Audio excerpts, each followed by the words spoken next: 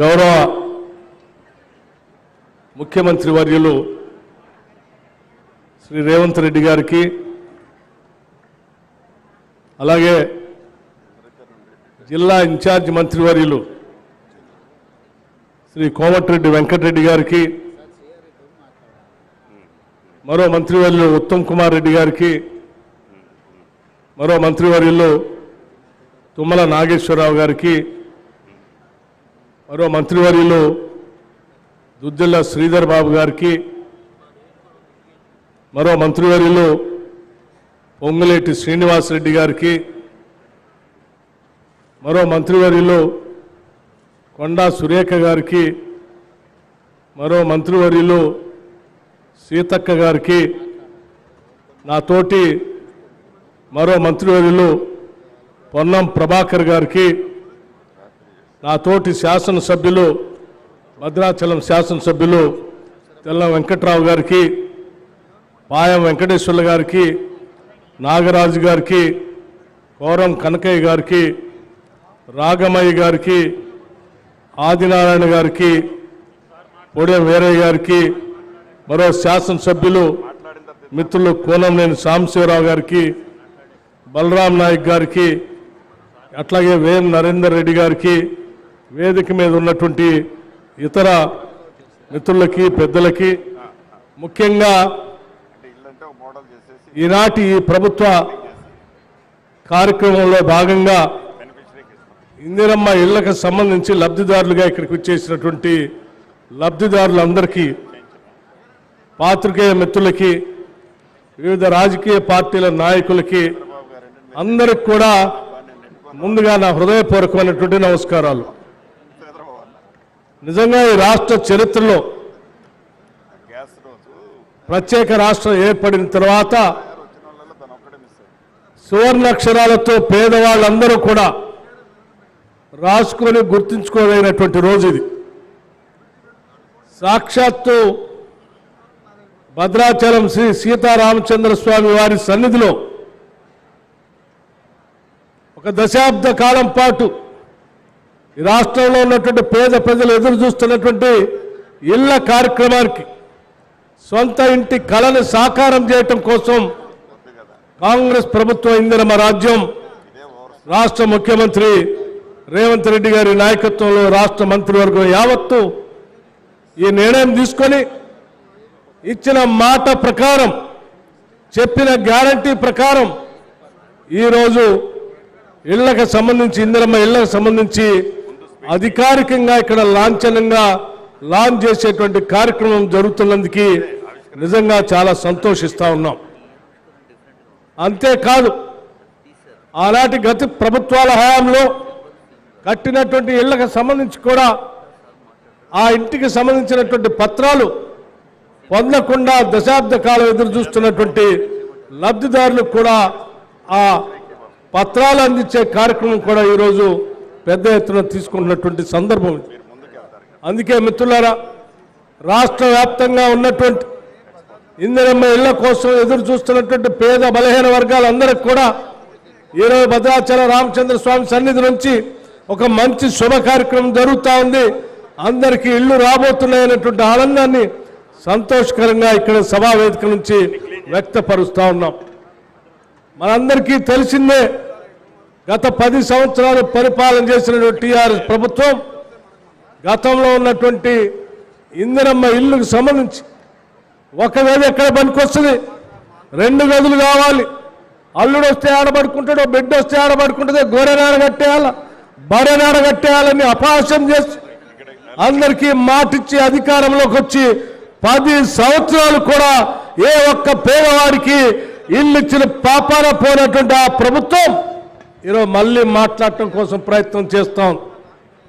Congress party గ్యారంటీలు ఇచ్చిన గ్యారంటీలు అమలు చేస్తుందా, చేయదా, మేమేమో పోరాటం చేస్తామని చెప్తా ఉన్నారు.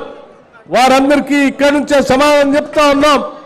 ఈరోజు మేము ప్రకటించినటువంటి గ్యారంటీలు మీకోసమో లేకపోతే మీ మెప్పు కోసమో మేము ప్రకటించలేదు. మేము చెప్పిందల్లా ఈ రాష్ట్ర ప్రజల బాధలను చూసి తెచ్చుకున్న తెలంగాణ రాష్ట్రంలో కొట్లాడి తెచ్చుకుంటే నిధులు నీళ్లు నియామకాలన్నీ కూడా పక్కదారి పట్టిపోతా ఉన్నాయి. మనం తెచ్చిన రాష్ట్రాన్ని కాపాడాలి. ఆ కాపాడుతూ ప్రభుత్వం ఏర్పాటు చేసి ప్రజల ఆకాంక్షలు నెరవేర్చడం కోసమే మేము 6 గ్యారంటీలు ప్రకటించాం. ప్రకటించిన ప్రతి గ్యారంటీని కేవలం 90 రోజుల్లోనే ఈరోజు పెద్ద ఎత్తున రాష్ట్రంలో అమలు చేసి చూపిస్తా ఉన్నాం. మీ అందరికీ తెలిసిందే, మహిళలందరికీ కూడా ఉచితంగా ఆర్టీసీ బస్సులో ప్రయాణం చేసేటువంటి కార్యక్రమాన్ని మీరంతా ప్రయాణం చేస్తూ చూస్తూ ఉన్నారు. అట్లాగే 10 లక్షల రూపాయల వరకు ఆరోగ్యశ్రీ కింద ప్రతి పేద కుటుంబం, అర్హత కలిగిన కుటుంబం వైద్యం చేయించుకోవడానికి ఇప్పటికే ఆ కార్యక్రమాన్ని మొదలుపెట్టాం. అట్లాగే మీ అందరికీ తెలిసిందే, గృహజ్యోతి కార్యక్రమం కింద 200 యూనిట్ల వరకు కరెంటును వాడుకునేటువంటి ప్రతి అర్హత కలిగిన కుటుంబానికి బిల్లు లేకుండా 0 బిల్లు ఇస్తామని చెప్పాం. మేము స్పష్టంగా మార్చి 1వ తారీఖు నుంచి దీన్ని అమలు చేస్తూ ఉన్నాం. అట్లాగే 500 రూపాయలకే, కేవలం 500 రూపాయలకే గ్యాస్ సిలిండర్ ఇస్తామని చెప్పాం. మేము స్పష్టంగా దాన్ని అమలు చేస్తూ ఉన్నాం. అదే స్థాయిలో ఈరోజు ఇక్కడి నుంచి ప్రతి శాసనసభ నియోజకవర్గానికి కనీసం 3,500 ఇళ్లకు తగ్గకుండా ఇందిరమ్మ ఇళ్లకి ప్రతి ఇంటికి 5 లక్షల రూపాయలు శాంక్షన్ చేస్తున్నటువంటి కార్యక్రమాన్ని ఇక్కడి నుంచి ప్రారంభిస్తూ ఉన్నాం. ఈ రాష్ట్రంలో ఉన్నటువంటి లబ్ధిదారులందరూ కూడా దీన్ని పొందవచ్చని కూడా చెప్తా ఉన్నాం.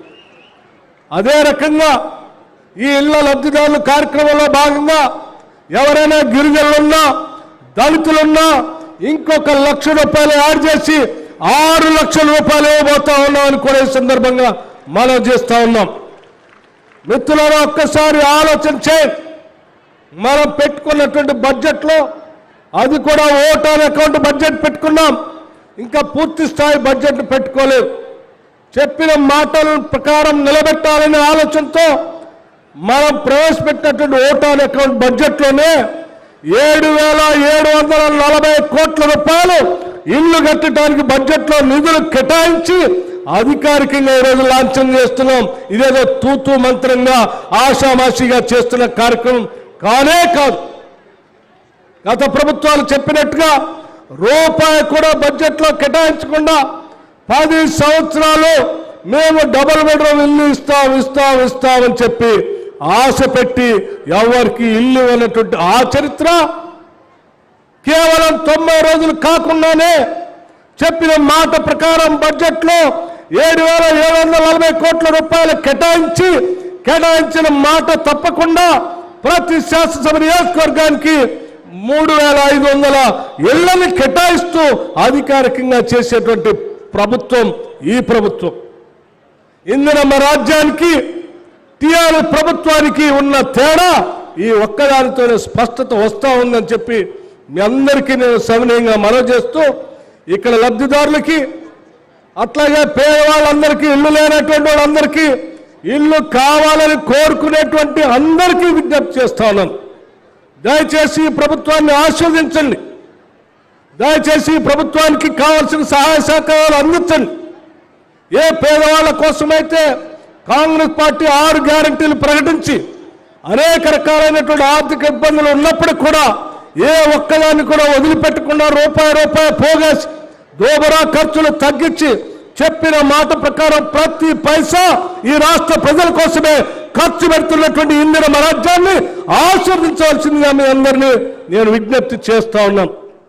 దయచేసి మీ ఆశీస్సులు, మీ విజ్ఞప్తులు, మీ అభినందనలు ఉన్నంత కాలం ఈ రాష్ట్రంలో పోగేసే ప్రతి పైసా ప్రజల కోసమే ఖర్చు పెడతాం తప్ప పాలకులు దోచుకున్నట్టుగా, గత ప్రభుత్వాలు దోచుకున్నట్టుగా ఈ రాష్ట్ర ఖజానాన్ని దోచుకోనివ్వు అని చెప్పి యావత్ మంత్రివర్గం అంతా కూడా ఈ రాష్ట్ర ప్రజలందరికీ కూడా మాటిస్తా ఉన్నాం.